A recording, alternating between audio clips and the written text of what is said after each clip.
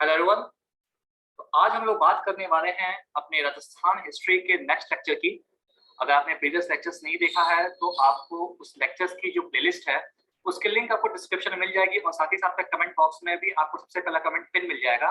आप वीडियो को एंड तक जरूर देखिएगा। ये वीडियो जो होने वाली है वो महाराणा प्रताप के बारे में होने वाली है। ये टॉपिक एक डॉक्यूमेंट्री के हिसाब से बेस्ट डॉक्यूमेंट्री है। साथ ही साथ में अगर आप राजस्थान के किसी भी एग्जाम की तैयारी कर रहे हैं या एसएससी जे की तैयारी कर रहे हैं, एसएससी सीजीएल की तैयारी कर रहे हैं, तो ऐसे किसी भी एग्जाम के लिए टॉपिक बहुत ही ज्यादा इंपॉर्टेंट हो जाता है। महाराणा प्रताप हमारे इतिहास के उन शूरवीरों में से एक हैं जिनके बारे में सबको पता होना चाहिए और अनफॉर्चुनेटली हमारे हिस्ट्री के बुक्स में इसके बारे में ज्यादा कुछ लिखा नहीं है। तो अगर आप किसी कॉम्पिटेटिव एग्जाम्स की तैयारी कर रहे हैं तब तो ये लेक्चर आपके लिए है ही। साथ ही साथ में एक ट्रू इंडियन के लिए एक कंप्लीट डॉक्यूमेंट्री मूवी होने वाली है। आप शुरू से एंड तक वीडियो को जरूर देखिएगा।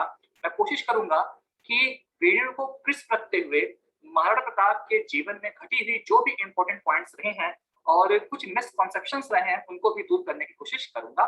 तो ये लेक्चर हम लोग का मेवाड़ राज्य के इतिहास का चौथा पार्ट होने वाला है। उसके बाद एक वीडियो और आपको मिल जाएगी 26 और 27 जून को, सॉरी 26 और 27 अगस्त को, और उसी के साथ मेवाड़ राज्य का इतिहास भी पूरी से खत्म हो जाएगा ताकि आप लोग राजस्थान के एग्जाम्स में अपना कंप्लीट इनपुट दे सकें।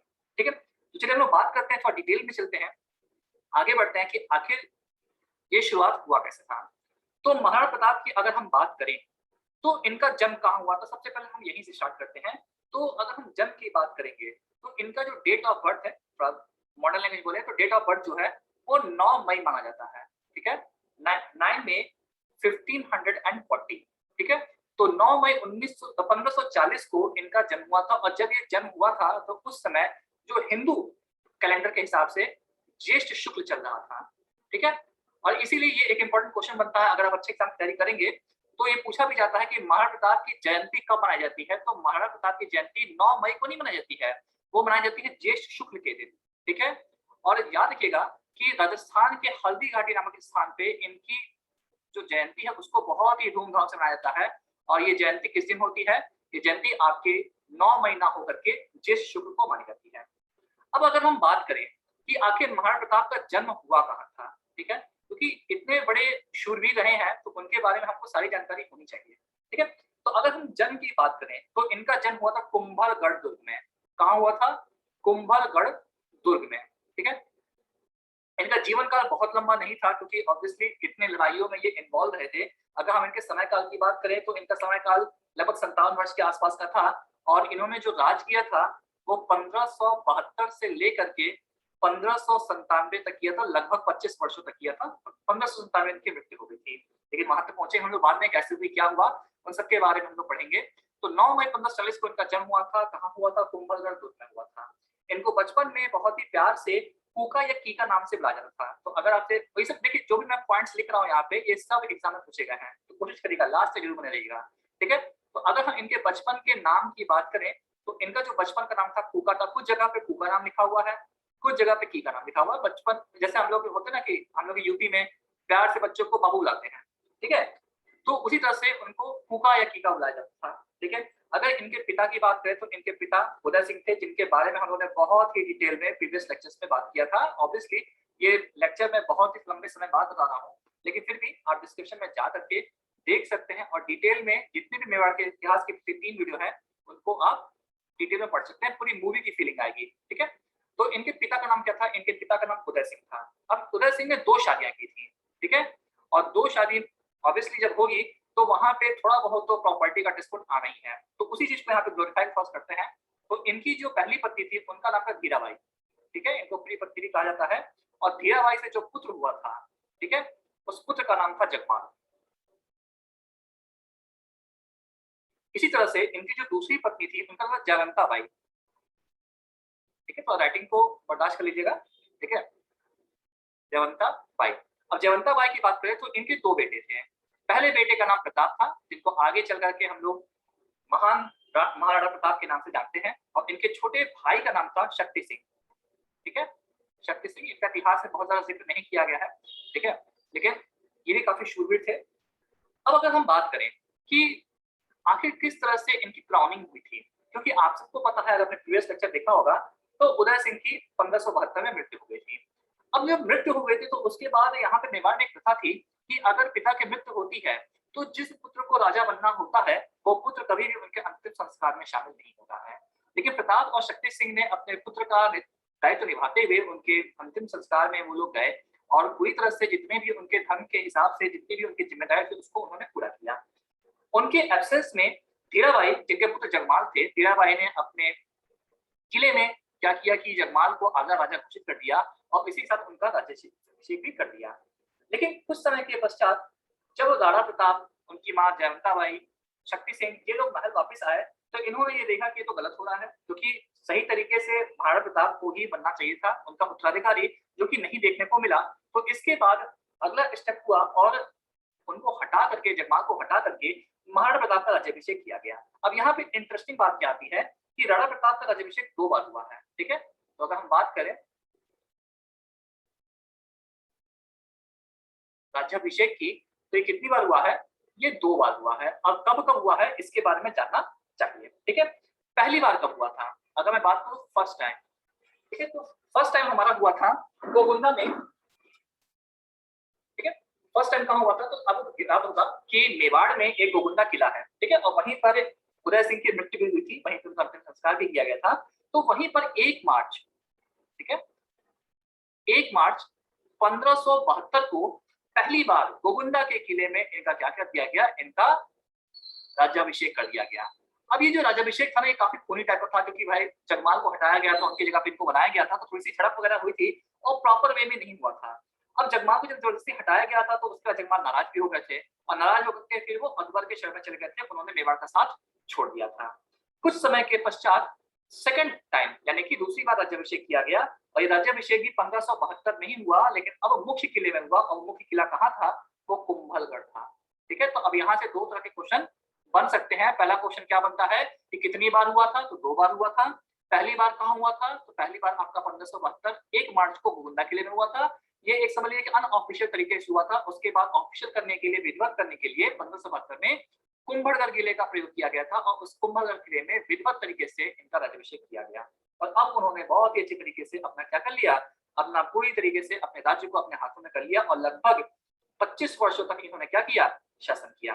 ये क्वेश्चन और भी बनता है कि जब महाराणा प्रताप शासन संभाले थे तो उस समय उनकी उम्र क्या थी, ठीक है। तो शासन के समय उम्र, देखिए छोटी छोटी डिटेल्स हैं और वो पूछा जाता है एग्जाम में, तो ये सब आपको याद होना चाहिए। तो शासन के समय जो इनकी उम्र थी वो 32 वर्ष थी, आप कैलकुलेट भी कर सकते हो, ठीक है।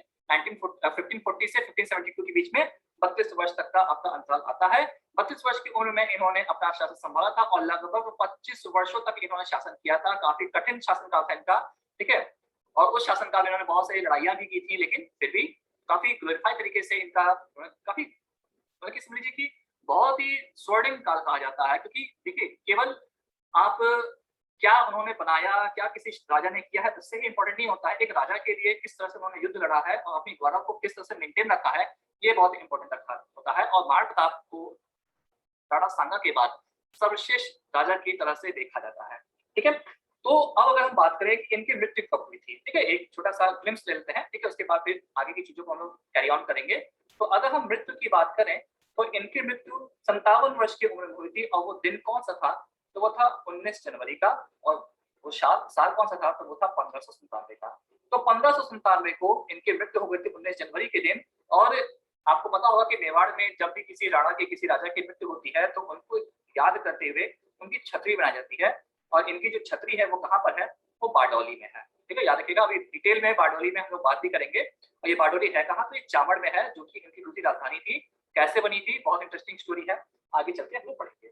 तो यहाँ पे एक छोटा सा आपको इंट्रोडक्शन मिल गया। काफी सारे क्वेश्चन आपको इसी पहले स्लाइड से ही मिल जाएंगे कि कब पैदा हुए, किस दिन पैदा हुए, कहाँ पैदा हुए, किस तरह से उनका राज्याभिषेक हुआ था, उनका उम्र उस समय क्या था, कितने वर्ष तक शासनकाल किया था और उनकी मृत्यु कब हुई थी, ठीक है। तो ये एक स्टार्टिंग का इंट्रोडक्शन है और इस पर आगे बढ़ते हैं।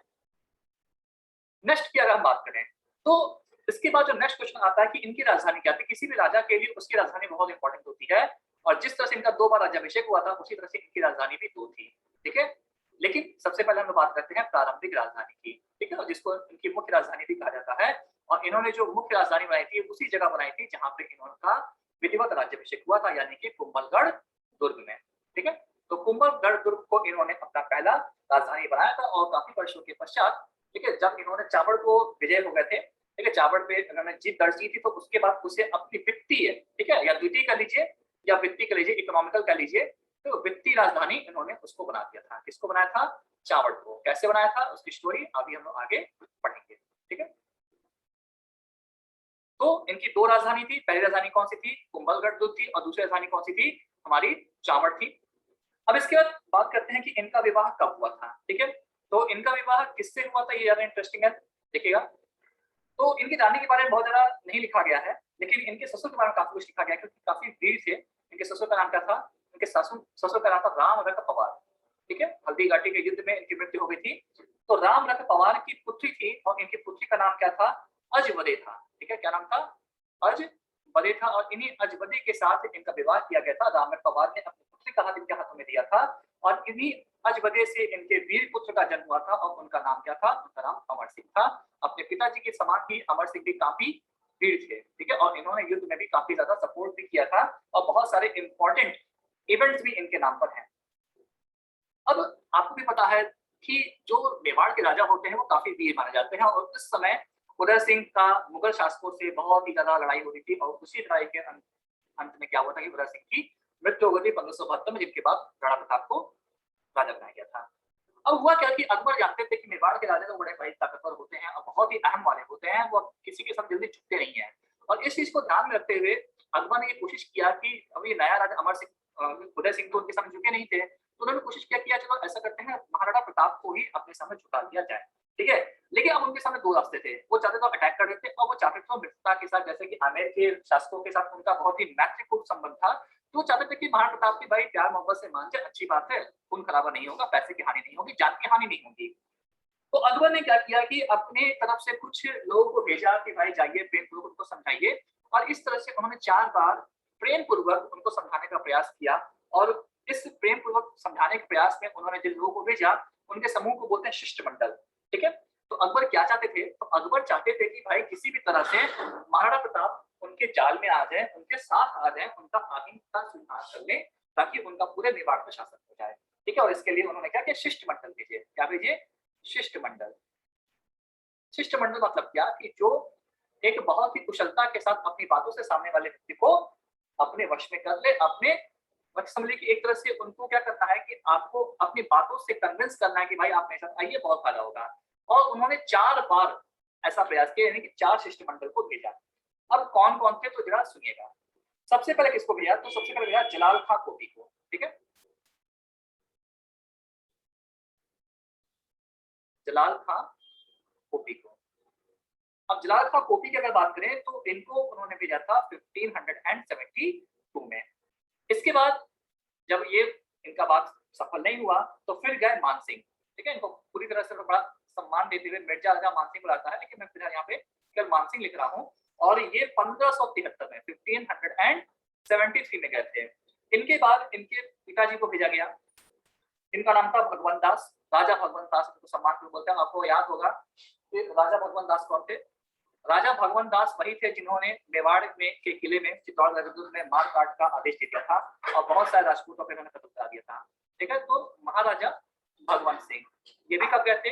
ये भी 1573 में महाराणा प्रताप से बात करने के लिए गए थे। और जब इनकी भी वार्ता सफल नहीं हुई तो टोडरमल को भेजा गया। टोडरमल आपने जोधा भाई मूवी में देखा होगा, गोलमटोल से थे।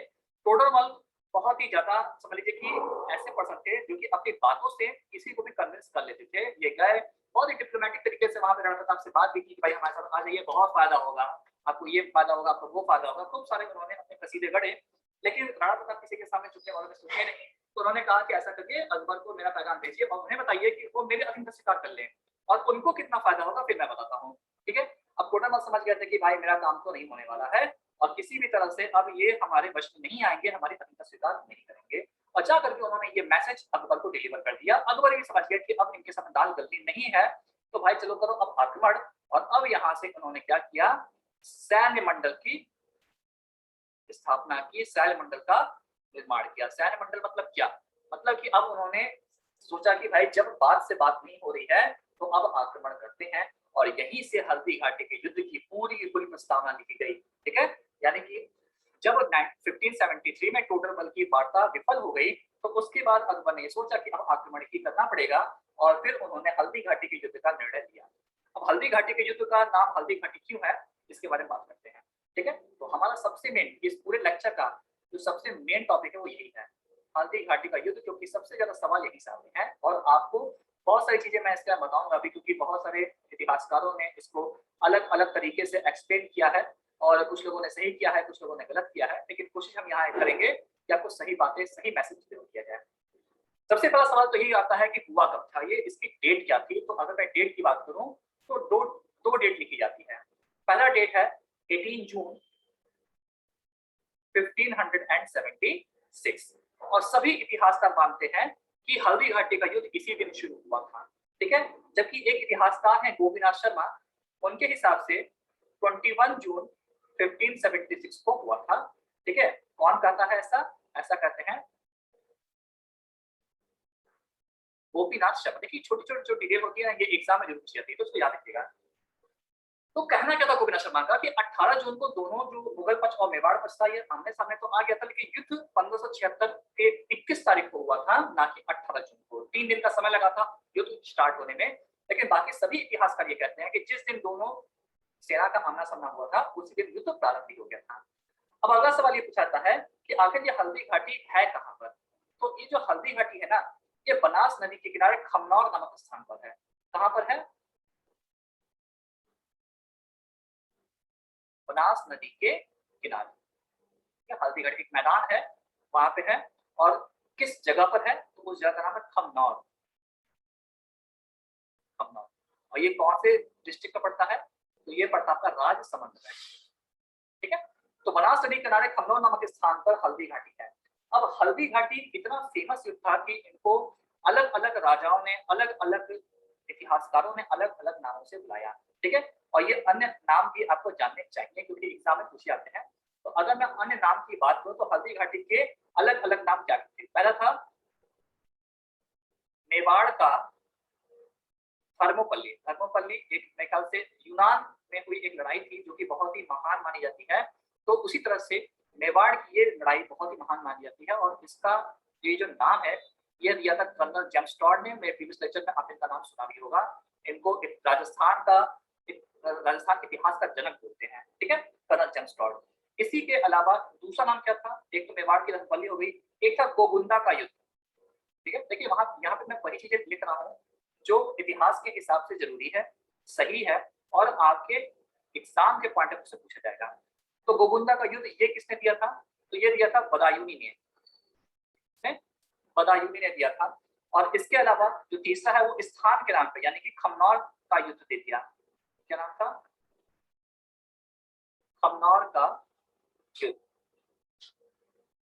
और ये नाम किसने दिया था? अबुल फजल ने दिया था। ठीक है, मुगल साम्राज्य में आपने पढ़ा भी होगा, बहुत ही अच्छे साहित्यकार थे। तो अबुल फजल ने नाम दिया था। है ये क्या दिया था? खमनौर का युद्ध। अब यहाँ पे हल्दी घाटी एक बहुत ही बड़ी, बहुत ही महत्वपूर्ण इम्पैक्ट रखती है। ठीक है, और बदायूनी ने अपनी एक पुस्तक लिखी थी। उस पुस्तक का नाम क्या था? नाम सुनिएगा। इसका नाम था मुत्तखान उत तबारी। क्या नाम? देखिए नाम बड़ा डिफिकल्ट सा है लेकिन पूछा जाता है, तो आपको बस रीड कर लेना है इसको, एग्जाम में आएगा तो आपको क्लिक कर जाएगा। क्या नाम है? मुत्तखान उत तबारी। ठीक है, इस बुक में उन्होंने प्रत्यक्ष रूप से इस युद्ध का वर्णन किया है। बदायूनी ने इस पुस्तक को लिखा था और इसी पुस्तक में उन्होंने इसको गोगुंदा का युद्ध नाम दे दिया था। तो हल्दी घाटी का युद्ध स्टार्ट हुआ था 18 जून 1576 में बनास नदी के किनारे खमनौर नामक स्थान पर। इसको मेवाड़ का धर्मपल्ली, गोगुंदा का युद्ध या खमनौर का युद्ध भी कहा जाता है। तो ऐसा राइटिंग कंप्रोमाइज कर लीजिएगा, फैक्ट ज्यादा इंपॉर्टेंट है, ये आप समझ ही रहोगे। अब आते हैं इंटरेस्टिंग बातों पे, जो कि अब आपको स्टोरी यहाँ से शुरू होती है। ठीक है, पूरी स्टोरी है यहाँ से। अब यहाँ पे अगर हम बात करें तो एक तरफ था मुगल पक्ष और एक तरफ था हमारा मेवाड़ पक्ष, यानी कि एक तरफ थे हमारे अकबर, ठीक है, और एक थे हमारे महाराणा प्रताप। ठीक है, अब अगर हम बात करें अकबर ने इस युद्ध की रूपरेखा कहां तैयार की थी और महाराणा प्रताप ने इस युद्ध की रूपरेखा कहां तैयार की थी? तो अकबर ने इस युद्ध की जो रूपरेखा थी वो अजमेर में तैयार की थी और अजमेर में अकबर का किला है। अकबर के किले में रूपरेखा बनाई। क्या बनाई? रूपरेखा बनाई। ठीक है। इसी तरह से अगर हम महाराणा प्रताप की बात करें तो महाराणा प्रताप ने अपनी पूरी युद्ध की जो रूपरेखा थी वो कहाँ बनाई? वो कुंभलगढ़ दुर्ग में बनाई थी। यही इनकी राजधानी थी, तो वहीं पे इन्होंने इसको बनाया थी। ठीक है। उद्देश्य क्या था? किसी भी लड़ाई, अगर कोई भी जंग लड़ते हो ना, तो आपका उद्देश्य क्लियर होना चाहिए। ठीक है। तो इनका उद्देश्य क्या था? तो अगर मैं उद्देश्य की बात करूं तो जो अकबर थे उनका उद्देश्य था कि किसी भी तरह से क्या किया जाए, राणा प्रताप को बंदी बना दिया जाए। ठीक है। प्रताप जी को बंदी बनाना, क्योंकि अगर आप बंदी बना लोगे तो फिर सब लोग तो घुटने टेक ही देंगे। इतना तो सबको पता था। और महाराणा प्रताप को अगर बंदी बना तो पूरा आपका राजपूतान आपके हाथ में आ गया। इनका उद्देश्य क्या था? तो इनका जो उद्देश्य था वो था मुगल शासकों को हराना और उन्हें भगाना। ठीक है। तो ये क्या था? मुगलों की हार। मुगलों की हार इनका प्रमुख उद्देश्य था। और अगर आपका युद्ध में आपका उद्देश्य पूरा हो गया तो आप युद्ध जीत गए। और यहीं से हल्दी घाटी के युद्ध का निर्णय क्या था, इसको डिसाइड करने में हेल्प मिलेगा, जहां पे बहुत सारे इतिहासकारों ने बहुत से भ्रमित करने वाली चीजें भी लिखी हुई हैं। अब अगर बात करें कि युद्ध की स्ट्रेटेजी क्या थी, तो अगर हम अकबर की सेना की बात करें, यानी कि मुगल सेना की बात करें, तो सबसे आगे जो खड़े थे वो खड़े थे मानसिंह। कौन खड़े थे? मानसिंह खड़े थे। तो एक तरफ हम कह सकते हैं कि मुगल सेना के जो सेनापति थे वो कौन थे? वो थे मानसिंह। ठीक। इसके पीछे इनकी पूरी सेना थी। इस तरह से पूरी इनकी सेना थी। और सेना के पीछे फिर कौन खड़े थे? सेना के पीछे फिर एक और व्यक्ति खड़े थे और उनका नाम था आसफ खान। क्या नाम था? आसफ खान। याद रखिएगा, आसफ खान ही वह व्यक्ति है जिन्होंने इस युद्ध को जिहाद की उपाधि दे दी थी। कहा था कि जिहाद है। और आपको पता है कि मुस्लिम शासकों के द्वारा युद्धों में जिहाद की संज्ञा दी जाती है, ताकि वो ज्यादा एनर्जेटिक होकर लड़े। ठीक है। तो आसफ खान कमांडर थे, मानसिंह सेनापति थे। उस समय के जो युद्ध होते थे उसमें जो सेना का अग्रभाग होता था, आगे का हिस्सा होता था, फ्रंटियर जो होता था, उसको हरावल कहते थे। ठीक है। हरावल हाँ है ये। ठीक है। हरावल कहते थे। और हरावल का नेतृत्व कौन कर रहे थे? मानसिंह कह रहे थे। और जो पीछे की सेना थी उसको चंदावल बोला जाता था। तो मुगल सेना का जो चंदावल हिस्सा था उसके सेनापति कौन थे या उसको लीड कौन कर रहे थे? आसफ खान कर रहे थे। ठीक है। वहीं अगर हम बात करें महाराणा प्रताप यानी कि मेवाड़ की सेना की, तो उसको 3 भागों में बांटा गया था। सबसे आगे कौन थे? तो सबसे आगे था हकीम खां सूरी। हकीम खां सूरी यानी कि सेनापति कौन थे? सेनापति थे हकीम खां सूरी। ठीक। इसके पीछे फिर सेना थी। इनकी सेना की एक टुकड़ी थी। इस सेना की एक टुकड़ी के पीछे फिर कौन थे? फिर हमारे राणा प्रताप जी थे। ठीक है। महाराणा प्रताप जी थे। और प्रताप जी ही क्या थे? अपनी सेना के कमांडर थे। ठीक है। कमांडर, जो सेना को कमांड देता है वो कौन कहलाता है? वो कमांडर कहलाता है। ठीक है। तो अपनी सेना के कमांडर कौन थे? प्रताप जी तो देखिए अकबर युद्ध लड़ने नहीं आए थे। ठीक है। वो दूर से निहार रहे थे, जंग में कूदने नहीं आया था, अच्छा वो नहीं आए थे। ठीक है। इसके बाद फिर सबसे पीछे कौन थे? पूंजा जी थे। आपने इनका नाम सुना होगा, मैंने पहले भी जिक्र किया हुआ है। तो ये भील संप्रदाय से थे। ठीक है। संप्रदाय ना बोले तो ये भील जनजाति के थे। तो हम कह सकते हैं कि भील सेनापति पूंजा जी। ठीक है। ठीक है। जो अगला हिस्सा होता है, अगेन अभी मैंने बताया था, उसको हम क्या बोलते हैं? हरावल। तो हरावल का नेतृत्व कौन कर रहे थे? तो हरावल का नेतृत्व कर रहे थे हकीम खां सूरी जी। बीच के हिस्से को ढोलाड़ कहते हैं। ठीक है। ढोलाड़। ढोलाड़ का नेतृत्व कौन कर रहे थे? प्रताप जी। और पीछे के हिस्से को बोलते हैं हम लोग चंदावल। और चंदावल का नेतृत्व कौन कर रहे थे? वीर सेनापति पूंजा जी कर रहे थे। तो इस तरह से इनके जो आर्मी थी उसका कंस्ट्रक्शन था। और किसी भी आर्मी कंस्ट्रक्शन बहुत इंपॉर्टेंट होता है। अब देखिएगा यहाँ पे कैसे। अब यहाँ पे एक सवाल उठता है, बहुत लोग आर्गुमेंट भी करते हैं कि भाई राणा प्रताप इतने ही महान थे तो क्यों बल्कि इतने लोगों की मौत हो गई थी उनके तरफ। ठीक है। तो उसका एक सबसे बड़ा कारण क्या था? तो कारण देखिएगा, कारण ये था कि उस समय जब युद्ध हो रहा था तो युद्ध के समय जो सेना का अनुपात था वो बहुत ही समझ लीजिए कि असंयोजित था। मुगल लोग की तरफ जो सेना थी वो थी 3.20 लाख, यानी कि उनके पास लगभग 3,20,000 सैनिक थे। ठीक है। उसी के रिस्पेक्ट में अगर हम लोग मेवाड़ के सेना की बात करें तो इनकी जो सेना थी उसमें जो बल्कि आपके सैनिक थे वो केवल 80,000 थे। तो हम कह सकते हैं 4:1 का रेशियो, तो पहले ही वो 4 गुने कम थे। इसके बाद फिर उनके पास थोड़ा सा एडवांटेज भी था क्योंकि उनके पास ज्यादा अच्छे हथियार भी थे। ठीक है, अब अगर हम बात करें, थोड़ी सी इंटरेस्टिंग फैक्ट है कि जब युद्ध हो रहा था तो उस समय मानसिंह अपने हाथी पर बैठे थे। और आपने जब मतलब कि बुक्स पढ़ी होंगी अपने छोटे एज में तो आपने देखा भी होगा कि मानसिंह का जो दिखाया हल्दी घाटी के युद्ध को, उसे मानसिंह को एक हाथी के ऊपर बैठे हुए दिखाया हुआ है। ठीक है, और इस हाथी का नाम क्या था? इस हाथी का नाम मर्दाना था। क्या नाम था? मर्दाना था। वही जो महाराणा प्रताप थे, महाराणा प्रताप अपने घोड़े पे बैठे हुए थे और बहुत ही गौरवशाली इसका इतिहास है। ठीक है, उन घोड़े का नाम क्या था? चेतक। ठीक है, तो इनके घोड़े का नाम क्या था? घोड़े का नाम चेतक था, जो कि वीरगति प्राप्त हुए थे। ठीक है, इसके अलावा इनके पास 2 हाथी भी थे। ठीक है, हाथी का नाम क्या था? एक हाथी का नाम लोढ़ा था। ठीक है, और एक हाथी का नाम राम प्रसाद था, जिसको युद्ध के बाद बंदी बना लिया गया था और युद्ध के बाद इसका नाम बदल के रख दिया गया था पी प्रसाद। ठीक है, तो इस तरह से इनके क्या था, इनके सेना का वितरण था, इनको डिस्ट्रीब्यूशन कुछ इस तरह से किया गया था। अब जब युद्ध होने वाला था तो मानसिंह अपनी पूरी पूरी सेना लेकर के आए और सबसे पहला शिविर, ये क्वेश्चन एग्जाम में आया हुआ है, सबसे पहला शिविर जो मानसिंह ने लगाया वो कहाँ लगाया? तो वो लगाया था उन्होंने मांडलगढ़ दुर्ग में। ठीक है, तो जब वो अपनी सेना के साथ आए तो पहला शिविर कहाँ लगा? तो पहला शिविर लगा था मंडलगढ़ दुर्ग में। ठीक है, अब मांडलगढ़ दुर्ग रुके क्यों? ये लगभग 21 दिन तक यहाँ रुके हुए थे। कितने दिन तक? 21 दिन तक। क्यों रुके हुए थे? क्योंकि जो आर्मी थी मुगलों की वो प्लेन यानी कि मैदानी इलाकों में लड़ने के एक्सपर्ट थे, लेकिन राजस्थान का हिस्सा है वो थोड़ा सा पहाड़ी है। तो 21 दिनों तक इनका पहाड़ी प्रशिक्षण हुआ, उनको ट्रेन किया गया वहां पे घोड़ों को प्रॉपर्ली चलाने के लिए, पैदल तेजी से दौड़ने के लिए, ताकि वो वहां जाके अचानक से पहाड़ी क्षेत्र में अनकंफर्टेबल ना हो जाए। और इसके बाद जब पहला शिविर पे इन्होंने प्रॉपर प्रशिक्षण कर लिया तो इसके बाद फिर वो आगे बढ़े और इन्होंने अपना अंतिम शिविर कहाँ लगाया? तो अंतिम शिविर लगा मोलेला गांव में। शिविर लगाया जाता है आराम करने के लिए, आपको पता भी होगा। कहाँ लगाया? मोलेला गांव में। और ये कहाँ पे है? ये राजसमंद में है। ठीक है, पहुंच गए थे ये हल्दी घाटी के मैदान के पास। कहाँ ये? राजसमंद में। जितने भी डिटेल्स लिख पा रहा हूँ ये सारे आपके एग्जाम के लिए इंपॉर्टेंट है। ठीक है, इसी तरह से महाराणा प्रताप अपनी सेना के साथ आए और इन्होंने अपने अंतिम शिविर कहाँ लगाई? इन्होंने अपने अंतिम शिविर लगाई थी लोसिंग गांव में, जो कि ये भी राजसमंद में है। तो इनका अंतिम शिविर कहाँ है?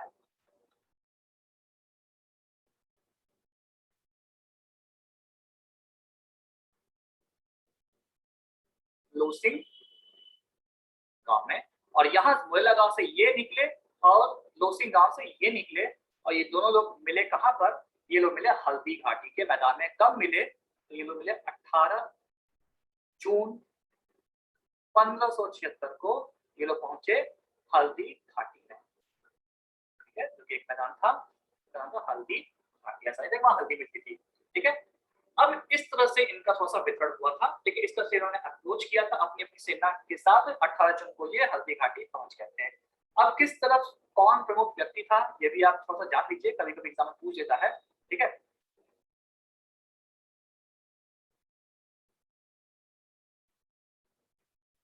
तो जब हम लोग बात करते हैं किसकी, हम लोग बात करते हैं मुगल की तरफ से, तो उनकी तरफ से 2 ही मुख्य व्यक्ति का नाम सुनने को मिलता है। एक थे मान सिंह, ठीक है, और एक थे आसफ खान। इन्हीं 2 लोग का नाम सुनने को मिलता है, जो कि एक सेनापति थे और एक कमांडर थे।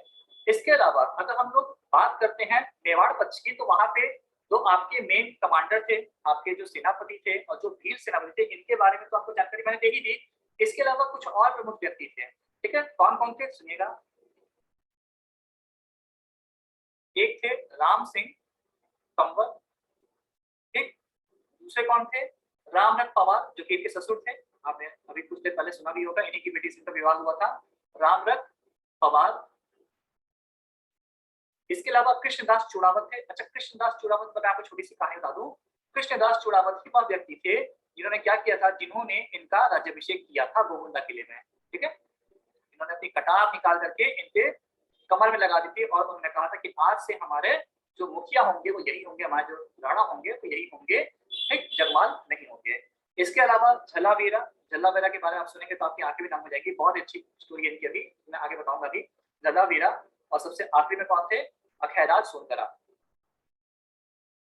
अखैराज सोनकरा, ठीक है। तो ये मुख्य लोग हैं जिनके बारे में हम लोग को युद्ध में जाना चाहिए, और अनफॉर्चुनेटली इन सारे महावीरों का इस युद्ध में मृत्यु हो गया था। ये सारे के सारे महावीर क्या हो गए थे, शहीद हो गए थे। अब मैं आपको छोटी स्टोरी सुनाता हूँ, स्क्रीन पे अब लिखूंगा कम और सुनिएगा, बहुत अच्छा लगेगा आपको। जब युद्ध शुरू हुआ तो युद्ध शुरू होने के बाद हुआ क्या था, युद्ध शुरू होने के बाद हुआ ये कि कुछ ही समय में बहुत ही एग्रेसिव तरीके से महाराणा प्रताप तलवार लिए मान सिंह की तरफ अप्रोच कर गए, और जब वो उनकी तरफ अप्रोच कर गए तो चेतक जो था उनका घोड़ा, उसने अपने दोनों पैर उठाए और वो मान सिंह के हाथी के सूंड पर रखा, और राणा प्रताप ने अपना भाला निकाला और भाला निकाल के मान सिंह के ऊपर मार दिया। लेकिन मान सिंह सर झुका करके अपनी जो उनकी समझ लीजिए बैठने की जो टोकरी होती है उस टोकरी में छुप गए, और भाला उनके ऊपर से होकर निकल गया और मान सिंह को खरोच तक नहीं आई। इसके बाद जब वो बैकआउट करने के लिए प्रताप जी अपने घोड़े को ऑर्डर देते हैं, तो जब चेतक पीछे की तरफ मुड़ता है तो हाथी के सूंड में छोटे छोटे खंजर लगे हुए थे, और उस खंजर से जो राणा प्रताप का घोड़ा चेतक था वो घायल हो गया, और कुछ खून हाथी के ऊपर गया, कुछ खून राणा प्रताप के ऊपर आया और कुछ खून चेतक के ऊपर आया। अब जो उस समय का सीन ऐसा था कि जो मुगल थे और जो मेवाड़ के सैनिक थे वो लोग स्तब्ध रहकर रुक गए, देखने लगे, लड़ाई रुक गई थी, देखने लगे थे कि आखिर घायल हुआ कौन। मेवाड़ वालों को लगा कि कहीं हमारे राणा ना घायल हो गए हों, उनकी मृत्यु ना होने वाली हो, और मुगलों को लगा कि हमारे मान सिंह जो सेनापति हैं वो ना घायल हो गए हों। दोनों लोग अपने अपने प्रमुख मुखिया की तरफ भागे, और उसमें सिचुएशन कैसी थी देखिएगा। उसमें सिचुएशन ऐसी थी कि जो राणा प्रताप थे वो बीच में थे, उनके चारों तरफ मुगल सेना थी, ठीक है, मुगल सेना ने उनको घेर लिया था, ठीक है, और मुगल सेना के चारों तरफ कौन थे, मेवाड़ के सैनिक थे, ठीक है। और यहाँ पे जो क्लियर खतरा था, वो क्लियर खतरा किसको था, वो महाराणा प्रताप को था, क्योंकि वो मुगल सेना से घिरे हुए थे, ठीक है, और मेवाड़ सेना को प्रताप तक पहुंचने के लिए मुगल सेना को घेरते हुए जाना पड़ता। और वो सिचुएशन बहुत क्रिटिकल हो गई थी, क्योंकि प्रताप जी का जो घोड़ा था चेतक वो भी घायल हो गया था। अब यहाँ से शुरू होती है एक वीर गाथा। प्रताप जी का बचना बहुत मुश्किल था, और ये समझते हुए जो उनके साथ उनके साथी थे झालावीरा, उन्होंने राणा प्रताप का मुकुट पहना और वो तेजी से बाहर की तरफ भागे, ठीक है, अपनी घोड़े के साथ। चूंकि मुकुट प्रताप जी का झालावीरा के सर पर था तो सबको लगा कि महाराणा प्रताप बाहर की तरफ निकल रहे हैं, और जब वो तेजी से बाहर की तरफ भागे तो मेवाड़ सेना भी उन्हीं के पीछे पीछे भागी, और इससे मुगल सेना को लगा कि झालावीरा ही राणा प्रताप है, तो मुगल सेना भी पूरी जोर के साथ उनके ऊपर आक्रमण कर गई। और ऐसा जब हो रहा था तो राणा प्रताप के जो ससुर थे रामरख पवार, वो राणा प्रताप को लेकर के बाहर की तरफ निकले। कौन निकले, राम रख पवार, ठीक है, तेजी से राणा प्रताप को लेकर बाहर निकले, और जब वो बाहर निकले तो इस दौरान वो बहुत ही ज्यादा घायल हो गए, और रामरख पवार इस युद्ध में शहीद होने वाले पहले प्रमुख शूरवीर थे, ठीक है, सबसे पहले वीर गति, ठीक है। उम्मीद कर रहा हूं स्टोरी अच्छी लग रही होगी। क्या है, तो राणा प्रताप घायल हो गए थे और मुगल सेना से वो पूरी तरीके से घिर गए थे, तो मुगल सेना से बचाने के लिए झालावीरा ने उनका मुकुट धारण कर लिया। क्या कर लिया, मुकुट धारण कर लिया, और वो तेजी से बाहर तरफ भागे, मेवाड़ सेना भी उन्हीं के पीछे भागी, और मुगल सेना ने उनको प्रताप समझ करके आक्रमण कर दिया।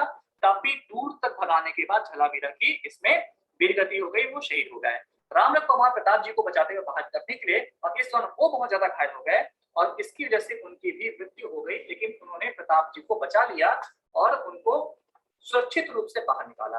अब इसके बाद होता क्या है, अब इसके बाद की स्टोरी बहुत ही ज्यादा क्रिटिकल है और इमोशनल भी है। होता क्या है इसके बाद कि जब प्रताप यहाँ से बाहर तक निकले, कहां से, हल्दी घाटी, हल्दी घाटी में युद्ध हो रहा था, ठीक है, और इस डायग्राम को ध्यान से देखिएगा, आपको बहुत सारी स्टोरीज यहाँ पे क्लियर रहेंगी, ठीक है।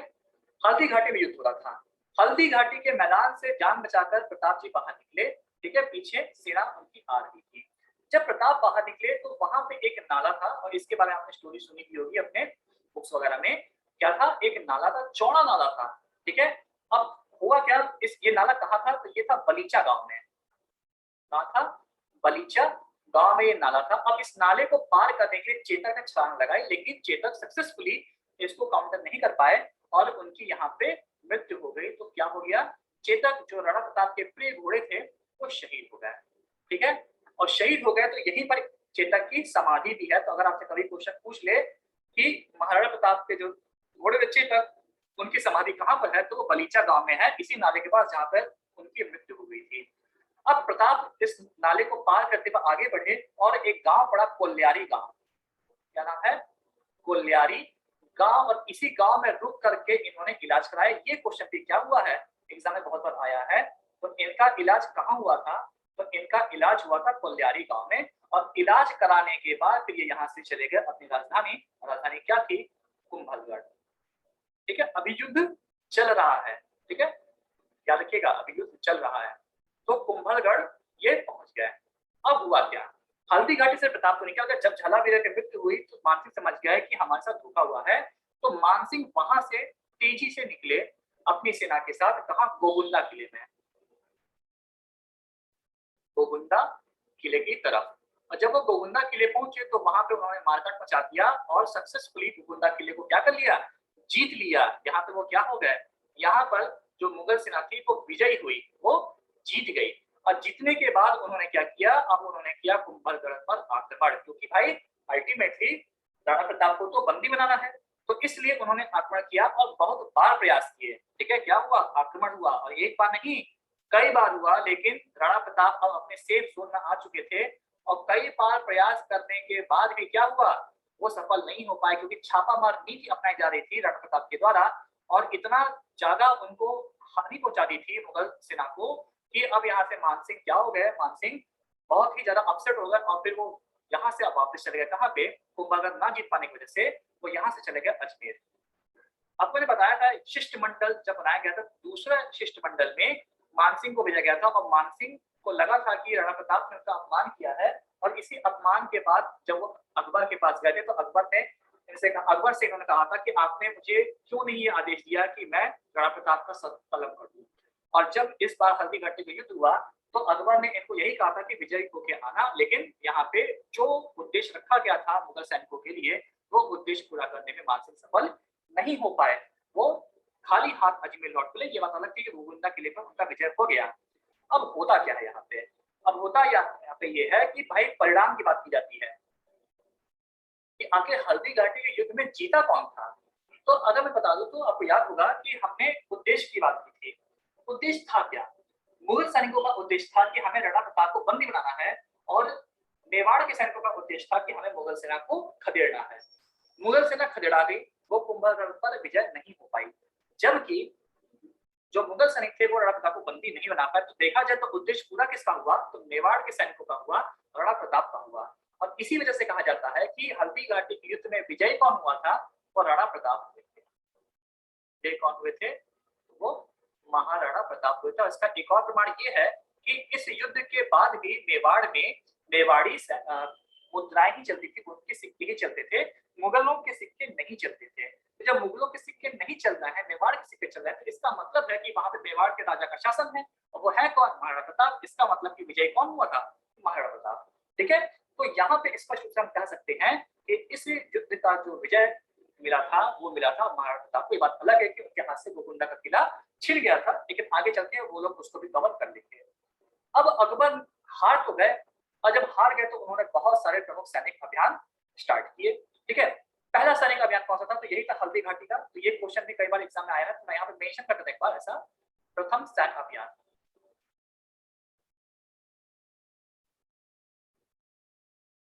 प्रथम सैन्य अभियान किसका था, तो प्रथम सैन्य अभियान हल्दी घाटी का युद्ध था। ठीक है, जो कि मैंने पूरी तरह से आपको एक्सप्लेन कर दिया है, हल्दी घाटी का युद्ध। ठीक है, कब हुआ था, तो ये हुआ था 18 जून 1576 को हुआ था। और इसमें कौन विजय हुआ था ये आपको बता दिया मैंने, मानसिंह और आसफ खान मुगलों के सेनापति थे, उनकी तरफ से आए थे। सेकंड पे आते हैं, द्वितीय सैनिक अभियान। अब सुनिएगा, यहाँ पे छोटे छोटे डिटेल्स हैं जो कि आपको जानना चाहिए। द्वितीय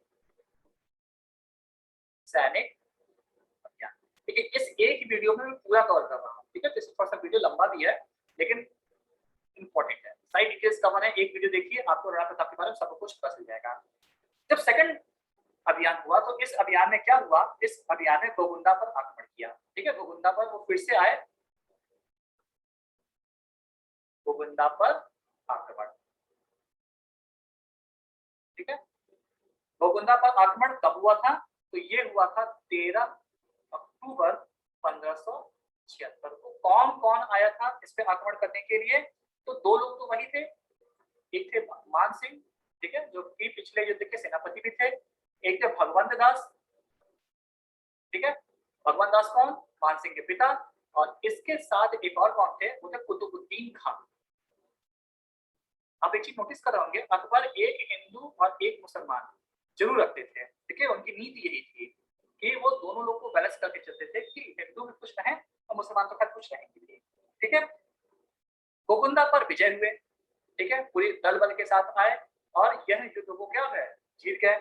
जीतने के बाद भाई इस युद्ध में कुछ देर बाद अकबर भी शामिल हो गए थे, और जब जीत गए तो अकबर ने क्या किया, अपनी तरफ से एक सूबेदार यहाँ पे नियुक्त कर दिया, और उस सूबेदार का नाम क्या था, उसका नाम था मुजाहिद बेग। ठीक है, मुजाहिद बेग। इस बेग को उन्होंने क्या किया, सूबेदार बना दिया। किसका सूबेदार बना दिया, तो गोगुंदा के किले का सूबेदार बना दिया, और गोगुंदा के किले का सूबेदार बना करके मानसिंह, भगवंत दास, कुतुबुद्दीन खान और अकबर ये लोग कहाँ चले गए, ये लोग वापस चले गए अपने आगरा के किले की तरफ। ठीक है, और पूरा जो अब यहाँ का कमांड था वो मुजाहिद बेग देख रहे थे। जैसे ही ये लोग वापस फॉल बैक किए, इसके बाद मेवाड़ी सेना ने आक्रमण कर दिया। क्या किया, आक्रमण कर दिया, मेवाड़ी सेना का आक्रमण। ठीक है, लेकिन मैं राजपूत सेना इसलिए नहीं यूज कर रहा हूँ क्योंकि राजपूत कई तरफ लोग बटे हुए थे, इसलिए मैं यहाँ पे स्पेसिफिक नाम यूज कर रहा हूँ, मेवाड़ी सेना। ठीक है, मेवाड़ी सेना का आक्रमण हुआ। कहाँ आक्रमण हुआ, गोगुंदा के किले पर हुआ, और उसका परिणाम क्या हुआ सुनिए नजर आप यहाँ पे। ठीक है, उसका परिणाम ये हुआ कि जब मेवाड़ी सेना ने आक्रमण किया, मुजाहिद बेग इसमें मारा गया। ठीक है, और जब मारा गया तो पूरा गोगुंदा का किला किसके हाथ में आ गया, मेवाड़ के हाथ में, यानी कि राणा प्रताप के हाथ में आ गया, और मुजाहिद बेग की इसमें क्या हो गई, इसमें मृत्यु हो गई। जब ये खबर किसके पास पहुंची, जब ये खबर अकबर के पास पहुंची कि उन्होंने जिसको सूबेदार बनाया था उसकी मृत्यु हो चुकी है और गोगुंदा के किला अब पूरी तरह से मेवाड़ के शासक के हाथ में आ चुका है, तो अकबर आग बबूला हो गए और उन्होंने कहा कि अब ऐसा है, अब अगले सैन्य अभियान की बारी आ गई है, आक्रमण करो। ठीक है, तो अब यहाँ से स्टार्ट होता है तीसरा सैन्य अभियान। ठीक है, तीसरा सैन्य अभियान, और ये सैन्य अभियान थोड़ा इंपॉर्टेंट भी है क्योंकि थोड़ा लंबा है। ठीक है, अगर मैं तीसरे सैन्य अभियान की बात करूं तो इस समय जो मुगल सेना है उसका नेतृत्व कौन कर रहा था, तो वो कर रहा था शाहबाज खान। शाहबाज खान, याद रखिएगा, शाहबाज खान ने 3 बार मेवाड़ पर आक्रमण किया। कितनी बार किया है, 3 बार आक्रमण किया है, और यह मुगल सेना का वह सेनापति है जिसके नाम पर सबसे ज्यादा बार मेवाड़ पर आक्रमण करने का रिकॉर्ड है, एक तरह से कह सकते हैं। ठीक है, तो अगर कभी एग्जाम में पूछ लेगा तो इसको भी आप नोट कर लीजिएगा। ठीक है, 3 बार आक्रमण किया, सर्वाधिक बार आक्रमण करने वाला सेनापति है। अब कब कब किया इसके बारे में जानते हैं। ठीक है, सबसे पहला आता है प्रथम आक्रमण।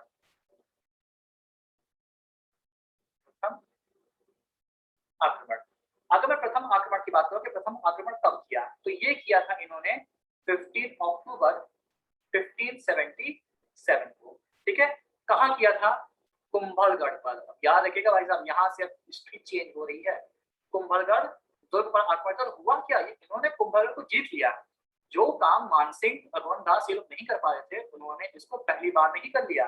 अब हुआ क्या कि जब वो विजय हुए, ठीक है, तो हुआ ये था कि जब विजय हो गए, राणा प्रताप क्या हुआ कि राणा प्रताप अब यहाँ से उनको लग गया था कि भाई वो हार जाएंगे, वो छोड़ना नहीं चाह रहे थे, लेकिन उनके जो साथ के लोग थे उन्होंने समझाया कि अगर आपकी मृत्यु हो जाएगी तो मेवाड़ का तो पतन हो जाएगा, और इस तरह से हम लोग लड़ाई हार जाएंगे। एक लड़ाई हारेंगे यहाँ पे, लेकिन आगे कई लड़ाई जीत करके हम लोग मेवाड़ को फिर से रिस्टोर कर सकते हैं। ये बात प्रताप जी को सही लगी, और इस युद्ध में हुआ क्या, इस युद्ध में राणा प्रताप ने अपना जो जिम्मेदारी का जो नेतृत्व था वो दे दिया उठाकर उदय सिंह सोनगरा को।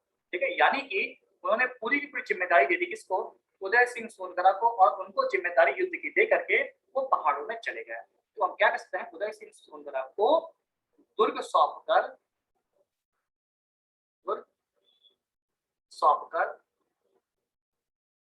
प्रताप जी पहाड़ों में चले गए। देखिए मैं थोड़ा रिस्पेक्ट से बात करता हूँ, ठीक है, तो आप सोच रहे हैं बाबा जी जी को लेकर क्योंकि भाई इतने महान शासक थे, उनका ऐसे प्रताप इतना अच्छी बात नहीं है, ठीक है, दोस्त थोड़े हैं वो।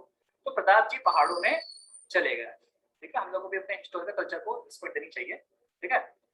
अब हुआ क्या कि भाई इस युद्ध में उदय सिंह की क्या हो गई, मृत्यु हो गई, वो शहीद को प्राप्ति हुई, ठीक है, उनकी मृत्यु हो गई और कुंभलगढ़ पर पूरी तरह से शाहबाज खान का कब्जा हो गया।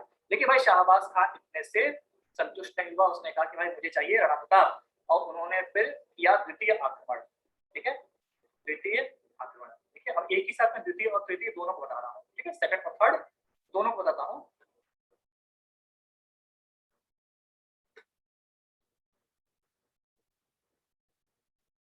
देखिए सेकंड जो अटैक किया था उन्होंने कब किया था, तो उन्होंने किया था 15 दिसंबर 1578 में, और जो थर्ड अटैक किया था वो कब किया था, वो किया था 15 नवंबर, डेट होंगे हर 15 तारीख को ही हो रहा है, आई डोंट नो ऐसा कॉन्फिडेंस क्यों है, लेकिन है ऐसा, अच्छी बात है, डेट याद करने में आसानी है, ठीक है। इन दोनों स्थितियों में एक ही रिजल्ट निकला, दोनों बार इन्होंने क्या किया, जो शाहबाज खान थे वो पहाड़ों पर आक्रमण किया। क्यों पहाड़ों पर आक्रमण किया, क्योंकि भाई साहब पहाड़ों में जाके प्रताप जी छुप गए थे, तो पहाड़ों पर आक्रमण किया। लेकिन अब पहाड़ पर ना लड़ना इतना आसान नहीं है, ना किसी को खोजना, और दोनों बार ये क्या हो गया, असफल हो गए, यानी कि प्रताप को ये खोज नहीं पाए, ठीक है, राणा प्रताप इनके हाथ नहीं आए, उनका अभियान क्या था, इनका अभियान खाली चला गया। इसके बाद ये वापस लौट गए, ठीक है। कुछ समय के बाद जब ये सब कुछ सारा खेल हो गया, तो उसके बाद फिर चौथा सैन्य अभियान शुरू हुआ, क्योंकि भाई अभी भी अकबर संतुष्ट नहीं थे, उनको पता था कि जब तक राणा प्रताप जिंदा है तब तक उनको खतरा हमेशा बना रहेगा, और इसीलिए चौथा सैन्य अभियान शुरू किया गया, ठीक है, चौथा सैन्य अभियान। आप ये देख रहे होंगे कि जब से राणा प्रताप ने गद्दी संभाली है, तो 3 साल बस उनको आराम करने को मिला, और उसके बाद लगातार वो केवल लड़ाई ही लड़ रहे हैं, ठीक है। इसीलिए राणा प्रताप को मेवाड़ का गौरव भी कहा जाता है, याद रखिएगा, ठीक है। तो ये जो लड़ाई हुई थी ये हुई थी 1580 में, अभियान 1580 में हुआ था, ठीक है। अब यहाँ पे देखिएगा, मतलब बहुत ही शॉर्ट है, इसकी ज्यादा कुछ बता नहीं है। हुआ क्या था कि 1580 में ये नेतृत्व कौन, इस अभियान का नेतृत्व कौन कर रहा था, तो इस का नेतृत्व कर रहे थे अब्दुल रहीम खान खाना, नाम सुना होगा आपने, फेमस नाम है, ठीक है, लेकिन लड़ाई कुछ खास फेमस नहीं कर पाई है। अब्दुल रहीम खान के खाना। हुआ क्या कि ये युद्ध लड़ने के लिए आए, युद्ध लड़ने के लिए जब आए तो इन्होंने अपना शिविर बनाया, ठीक है, और कहाँ बनाया शिविर, इन्होंने बनाया शेरपुर गांव में, देखिए नाम कितना सुंदर है, ठीक है, शेरपुर गांव में इन्होंने अपना शिविर बनाया। और इसके बाद हुआ क्या कि जो युवराज अमर सिंह थे वो इनके बेगमों को बंदी बना लिए, ठीक है, और बंदी बना के ले गए महाराणा प्रताप के पास, उनके सामने प्रस्तुत किया। राणा प्रताप चूंकि काफी सिद्धांतवादी इंसान थे, उन्होंने कहा कि नहीं, हम लोग लेडीज लोग से हम लोग कोई लेना नहीं है, इनको लौटा दो, वापस लौटा दो। जब वापस लौटा दिया तो अब्दुल रहीम जो थे इससे थोड़े इम्प्रेस हो गए, और फिर वो वहां से वापस आगरा चले गए। इन्होंने कुछ खास इस पे आगे काउंटर नहीं किया, और ये युद्ध बस इतना सही था। इसके बाद की जो कहानी है वो बहुत ही ज्यादा निर्णायक है, और ये स्टोरी हर किसी को पता होनी चाहिए, क्योंकि यहाँ पे राणा प्रताप नहीं बल्कि उनके बेटे के बारे में है। कौन सा है, डिबेर का युद्ध, नंबर 5 नंबर पर आता है डिबेर का युद्ध। बस खत्म हो रही है अब ये वीडियो। डिबेर के युद्ध को हम लोग देबारी दर्रे का युद्ध भी कहते हैं, क्या कहते हैं, देबारी दर्रे का युद्ध, ठीक है। और देवारी दर्रे का युद्ध कब हुआ था, अक्टूबर 1582 में हुआ था, ठीक है। अब देखिए इसमें क्या जानना है आपको, इसमें जानना ये है कि सबसे पहली बात तो ये बहुत ही निर्णायक युद्ध था, और इस निर्णायक युद्ध में हुआ क्या था कि विजय हुए थे कौन, मेवाड़ के सैनिक। इस युद्ध का इतना पराक्रम था, इतना नाम था कि कर्नल जेम्स टॉड ने इसको एक विशेष नाम दे दिया, कर्नल जेम्स टॉड। और क्या नाम दिया, इसको नाम दिया मेवाड़ का मैराथन। क्यों, क्योंकि दौड़ा के मारता भाई साहब, ठीक है, मेवाड़ का मैराथन 34 किलोमीटर तक दौड़ा दिया था मेवाड़ी सैनिकों ने मुगल सैनिकों को, ठीक है, और 34 किलोमीटर का होता है मैराथन, तो इसीलिए इसको कहते हैं मेवाड़ का मैराथन। और साथ ही साथ में इसका एक और नाम है मेवाड़ के गौरव का प्रतीक, मेवाड़ के गौरव का प्रतीक, ठीक है। क्यों कहते हैं अभी देखिएगा। पहले आप थोड़ी सी इसकी जियो पॉलिटिक्स समझिए। ये था दर्रा, कुछ इस तरह से दर्रा था। इस दर्रे के एक तरफ पहाड़ी जाती थी अजमेर की तरफ।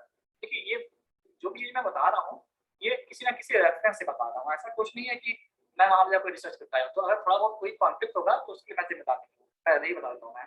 ठीक है, ये दर्रा है। इस दर्रे से पहाड़ी एक अजमेर की तरफ जाती है, एक पहाड़ी मेवाड़ की तरफ जाती है और एक पहाड़ी मारवाड़ की तरफ जाती है। ठीक है, मारवाड़ और मेवाड़ में बड़ा लड़ाई था, आपको पता भी होगा। ठीक है, प्रीवियस वीडियोस में समझाया भी है। हुआ क्या था कि यहाँ जो दर्रा था ना, इस दर्रे की एक चौकी थी जिसको हम लोग उस समय के मुगलों की चौकी कहते हैं।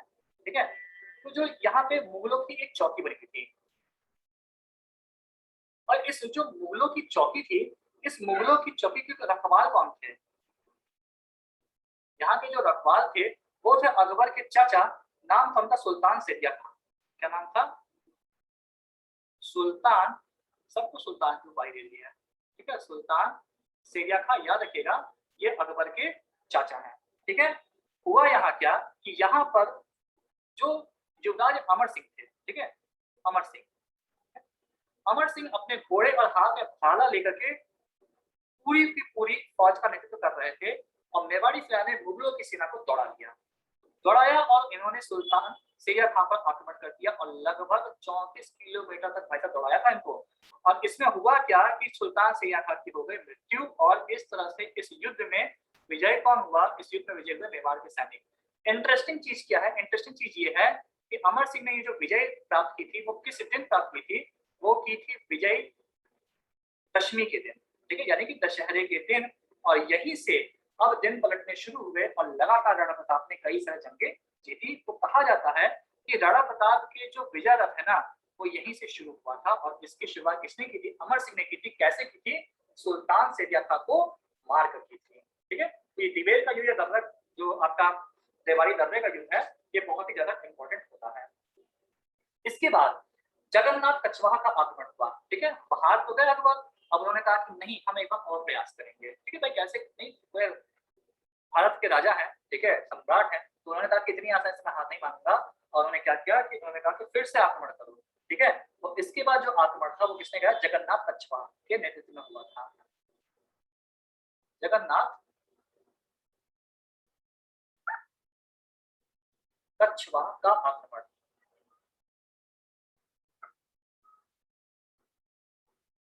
ठीक है, और जगन्नाथ कछवाहा का जो आक्रमण हुआ था, ये आक्रमण कब हुआ था? तो 5 दिसंबर 1584 को हुआ था। कब हुआ था? 5 दिसंबर 1584 को हुआ था। ठीक है, और कह सकते हैं कि ये जो आक्रमण था ना, ये आखिरी सैन्य अभियान था। इसके बाद जब इस युद्ध में भी उनकी हार हो गई ना, तो अकबर की हिम्मत नहीं हुई, उन्होंने कहा कि अब छोड़ो, अब हम लोग इनसे युद्ध नहीं करेंगे। ठीक है, तो ये आखिरी सैन्य अभियान था। ठीक, आखिरी सैन्य अभियान था और इस युद्ध में वही हुआ, जगन्नाथ की मृत्यु हो गई। और कहाँ पे मृत्यु हुई? तो मांडगल भीलवाड़ा में। ठीक है, तो इसमें क्या हुई? जगन्नाथ की मृत्यु हो गई। और जहां पर मृत्यु हुई उस जगह का नाम क्या था? उस जगह का नाम था मांडलगढ़। तो ये मांडलगढ़ कहाँ पे है? तो ये भीलवाड़ा में। ठीक है, भीलवाड़ा राजस्थान का बहुत ही फेमस जगह है, बहुत सी चीजें यहाँ होती हैं। ठीक है, यहाँ पर जगन्नाथ कछवाहा की मृत्यु होने के बाद उसके याद में छतरी बनाई गई, जिसका नाम क्या था? 32 छतरी थी इसमें, सॉरी 32 खंभों की छतरी थी इसमें। ठीक है, खंभे आ जाते हैं, छतरी को उसी का नाम दिया था जितना उसमें खंभे यूज होते थे। तो 32 खंभों की छतरी थी। किसकी छतरी है? जगन्नाथ कछवाहा की छतरी है ये। ठीक है, मांडलगढ़ में। ठीक है, अब इसके बाद इस युद्ध के बाद फिर अटैक कर दिया जो राणा प्रताप थे, महाराणा प्रताप। इन्होंने अटैक कर दिया किस पे? इन्होंने अटैक कर दिया लूणा चावड़िया पर। ठीक है, महाराणा प्रताप, महाराणा प्रताप ने आक्रमण किया किसके ऊपर? लूणा चावड़िया के ऊपर। और लूणा चावड़िया के ऊपर अटैक किया और उसमें लूणा चावड़िया की हुई क्या? डेथ हो गई। और डेथ होने के बाद चावड़ को इन्होंने अपनी वित्तीय राजधानी बना लिया। चावड़ को बना लिया वित्तीय राजधानी। ठीक है, और यहीं से वित्तीय राजधानी, अब आप जान होंगे कि आखिर चावड़ को उन्होंने राजधानी कैसे बना, तो कुछ इस तरीके से उन्होंने इसको वित्तीय राजधानी बनाई थी। तो क्या अटैक हुआ? अटैक किस पे किया था? अटैक किया था लूणा चावड़िया पे। और जब वो मारा गया, जब वो हार गया, तो उसके बाद फिर इसको बना लिया अपनी राजधानी। और ये राजधानी कब से कब तक थी? तो ये राजधानी थी 1585 से लेकर के 1615 तक। इसके बाद बहुत सारी संधियां भी हुई थी मुगलों और मेवाड़ों के बीच, जिसको हम लोग आने वाले वीडियोस में कवर कर लेंगे। ठीक है, अब यहाँ पे देखिए ये अब लड़ाई जो भी थी जितनी भी थी इसको हम लोगों ने पढ़ लिया है, और जब तक राणा प्रताप की मृत्यु हुई तो उन्होंने काफी ज्यादा मेवाड़ के हिस्से को अपने कब्जे में कर लिया था। ठीक है, इसीलिए राणा प्रताप को इतना महान माना भी जाता है। ठीक है, अब थोड़ी सी बात कर लेते हैं कि महाराणा प्रताप के बारे में। चावड़ जगह की अगर जिक्र हो गया तो चावड़ जगह के बारे में एक चीज और बताते हैं। पहली चीज क्या है कि चावड़ देखी क्या वो एक जगह है, गांव है, उसका नाम बांडोली का गांव, और वहीं पे है महाराणा प्रताप की छतरी। ठीक है, ये क्वेश्चन कई बार एग्जाम में पूछा गया है। तो महाराणा प्रताप की छतरी कहां पर है? यह है बारडोली गांव है, बारडोली गांव है। ठीक है, कितने खंभों की है? तो 8 खंभों की है। ठीक है, बारडोली गांव है कहां पे? तो यह चावड़ में। चावड़ कहां पे है? उदयपुर में, याद रखिएगा। चावड़ कहां पर है? उदयपुर में, जिसको उनके पिताजी ने बसाया था।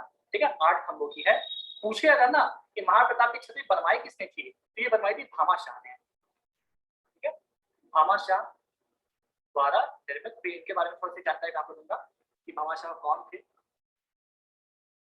कई जगह पे इनको इनका सेनापति भी कहा गया है, तो कई जगह पे इनको इनका दीवान भी कहा गया है। ठीक है, इसके बाद अगर हम इस छतरी की बात करें तो ये छतरी है ना वर्तमान समय डूब चुकी है।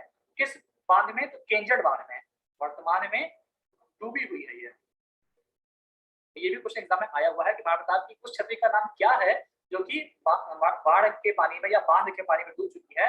तो वो है आपका बारडोली गांव की छतरी। और कौन से बांध में डूबी है? तो केजड़ बांध में, केजड़ बांध में डूबी। ठीक है, तो महाराणा प्रताप की छतरी के बारे में आपको ये इन्फॉर्मेशन दे दी। अब इसके बाद जो दूसरे इंपॉर्टेंट है वो है हमारे भामाशाह। तो थोड़ा भामाशाह के बारे में भी हम लोग पढ़ लेते हैं, इंपॉर्टेंट है काफी। अगर हम भामाशाह के बारे में बात करें तो भामाशाह के बारे में जो सबसे पहला क्वेश्चन आता है ना, वो आता है कि कहाँ के रहने वाले थे। तो ये पाली निवासी थे। कहाँ के थे? ये पाली निवासी थे। और ये थे कौन? ये थे दीवान। किसके? महाराणा प्रताप के दीवान थे। और ये रामोजी के स्थान पर बनाए गए थे। रामोजी काफी बूढ़े हो गए थे तो उसके स्थान पर इनको दीवान बनाया गया था। भामाशाह वह व्यक्ति थे जिन्होंने चूरिया गांव में, ठीक है, क्या नाम है?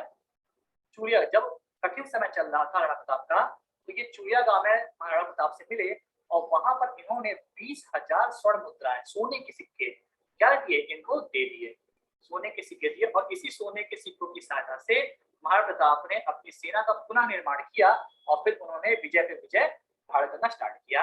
और इसी कारण भामाशाह को कुछ उपनाम दिए गए हैं। और वो उपनाम कौन कौन से सुनिएगा। पहला उपनाम क्या है? पहला उपनाम है मेवाड़ का रक्षक, क्योंकि अगर इन्होंने सोने के सिक्के नहीं दिए होते तो फिर से मेवाड़ का इस तरह से पुनर्निर्माण नहीं हो पाता। इसी तरह से इनका एक और नाम है मेवाड़ का उद्धारक। मेवाड़ का उद्धारक एक और नाम है इनका, वो है आपका मेवाड़ का कर्ण। जैसे कर्ण ने दानवीर कर्ण के नाम से जाते हैं, वैसे इनको भी दानवीर भामाशाह कहा जाता है, तो इनको मेवाड़ कर्ण भी कहते हैं। ठीक है, अच्छा, मेवाड़ के उद्धारक के रूप में हम लोग राणा हमीद सिसोदिया को भी जानते हैं। ठीक है, क्योंकि इन्होंने मेवाड़ का उद्धार किया था, तो इसको भी आप याद रखिएगा। राणा हमीद सिसोदिया और भामाशाह दोनों को हम लोग क्या कहते हैं? हम लोग मेवाड़ का उद्धारक कहते हैं। ठीक है, तो ये हो गया आपका भामाशाह के बारे में जानकारी। और भामाशाह की जो हवेली है वो हवेली कहाँ है? वो है हमारा चित्तौड़गढ़ में। कहाँ है? चित्तौड़गढ़ में। ठीक है, तो ये कुछ इंपॉर्टेंट इंफॉर्मेशन थी, मेरे से जितना हो पाया मैंने उतनी डिटेल्स यहाँ पर दे दी है। एक वीडियो और बनाएंगे मेवाड़ के इतिहास पर, ठीक है, जिसमें राज सिंह के बारे में, अमर सिंह के बारे में भी मैं आपको बताऊंगा और थोड़ी सी महाराणा प्रताप की मृत्यु के बारे में भी चर्चा करेंगे। ठीक है, कब इनकी मृत्यु हुई थी ये सब तो मैंने आपको बता ही दिया है। ठीक है, जब इनकी मृत्यु हुई थी तो इनका उम्र 57 साल था। ठीक है, और किस तरह से इनकी मृत्यु हुई ये सब थोड़ा सा आगे डिटेल में चलेंगे भी। अभी फिलहाल आज के लिए इतनी वीडियो काफी है। अगर आपको अच्छा लगा तो बताइएगा जरूर, ठीक है, किस तरह से आपको ये चीज अच्छी लग रही है। आगे अगर और कुछ चाहिए होगा तो मुझे बताइएगा, मैं उससे वीडियो जरूर बनाऊंगा क्योंकि बहुत ही इंटरेस्टिंग टॉपिक है। ठीक है, अभी तो जुड़े रहने के लिए थैंक यू, डिस्क्रिप्शन चेक कर लीजिएगा, आपको रिलेटेड प्लेलिस्ट मिल जाएगी। किस तरह की कोई दिक्कत होती है, कोई भी ऐसा टॉपिक चाहिए जिसमें कि आपको मुश्किल आ रही है, मैं उस पर वीडियो डेफिनेटली बना दूंगा, एक बार आप उसमें बता दीजिएगा। ठीक है, चलिए बाकी आने वाले टाइम में हम लोग बहुत सारे सीरीज लेके आ रहे हैं। ठीक है, कई सारे सिविल इंजीनियरिंग के भी वीडियोस आने वाले हैं और साथ ही साथ में हम लोग हिस्ट्री से रिलेटेड एक पूरी पूरी लेक्चर की सीरीज ला रहे हैं जिसमें एंशिएंट, मिडिवल और मॉडर्न सारी हिस्ट्री को हम लोग कवर करेंगे और बाइलिंगुअल लैंग्वेज रखेंगे। जैसे यहाँ मैं हिंदी में पढ़ा रहा था, ठीक है, लेकिन मैं उसमें हिंदी और इंग्लिश दोनों को मिक्स करके पढ़ाऊंगा और प्रॉपर मैपिंग के थ्रू पढ़ाऊंगा। ठीक है, तो फिलहाल आज के लिए इतना काफी है। थैंक यू वेरी मच बने रहने के लिए। वीडियो को लाइक और चैनल को सब्सक्राइब जरूर कर लीजिएगा।